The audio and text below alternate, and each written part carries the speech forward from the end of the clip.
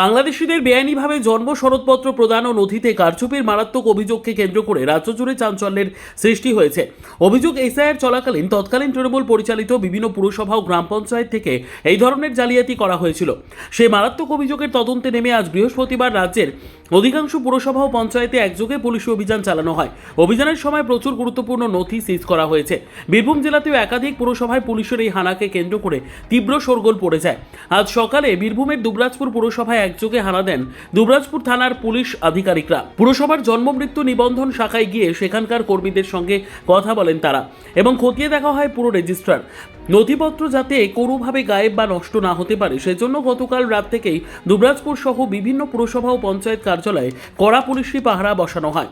আজ সকাল 11টা থেকে টানা বিকেল 4:30 পর্যন্ত দুবরাজপুর পুরসভায় দীর্ঘ তল্লাশি চালায় পুলিশ।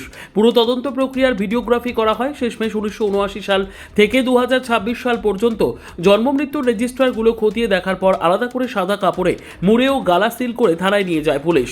দুবরাজপুরের পাশাপাশি সিউড়ি ও বোলপুর পুরসভাতেও একই কায়দায় অভিযান চালিয়েছে পুলিশ প্রশাসন। সিউড়ি পুরসভার কর্মী শিবপ্রসাদ মণ্ডল জানান, পুলিশ এসে বিভিন্ন নথি খতিয়ে দেখছে এবং কোনো কারচুপি হয়েছে কিনা তা খতিয়ে দেখছে।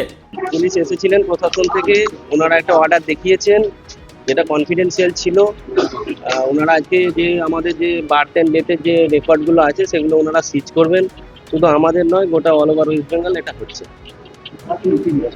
বার্থ অ্যান্ড ডেথের টোটাল যা রেকর্ড রেজিস্টার আছে সেগুলো ওনারা নিয়ে যাবেন। না না না, কনফিডেন্সিয়াল ছিল। থানা থেকে এসেছেন আমাদের। এখনো কিছু শুরু হয়নি, যা এবার হবে। অনেক আছে দাদা, এগুলো মানে 1983 সাল থেকে তো 11টা আলমারি পুরো প্যাকড আপ আছে। পুরসভাগুলিতে পুলিশের এই হঠাৎ হানা এবং বিপুল নথি বাজেয়াপ্ত করার ঘটনায় তোলপাড় শুরু হয়েছে জেলা জুড়ে। এই প্রসঙ্গে বীরভূম সাংগঠনিক জেলা বিজেপি সভাপতি উদয় শঙ্কর ব্যানার্জি দাবি করেন, সিউড়ি পুরসভা সহ জেলার বিভিন্ন জায়গায় জন্ম সনদ ইস্যু করার নামে ব্যাপক দুর্নীতি হয়েছে। ঘটনার জটে কারা জড়িত তা খতিয়ে দেখতে রাজ্য জুড়ে তদন্ত আরও জোরদার করছে পুলিশ।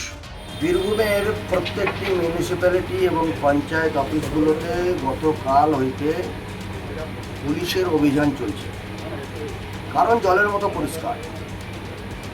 বিগত সরকারের যারা ওই সমস্ত দপ্তর চালিয়েছিলেন তারা দুর্নীতিতে ভরা ছিলেন, বিশেষ করে বার্থ সার্টিফিকেটের রেজিস্টার এবং ডেথ সার্টিফিকেটের রেজিস্টার।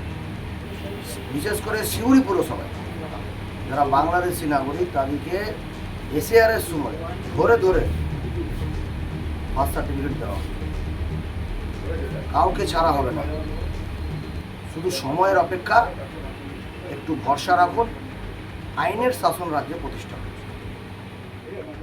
বীরভূমের দুবরাজপুর থেকে লালটু মুখার্জি ও সিউড়ি থেকে আমিনের প্রতিবেদন, বীরভূম রার বাংলা।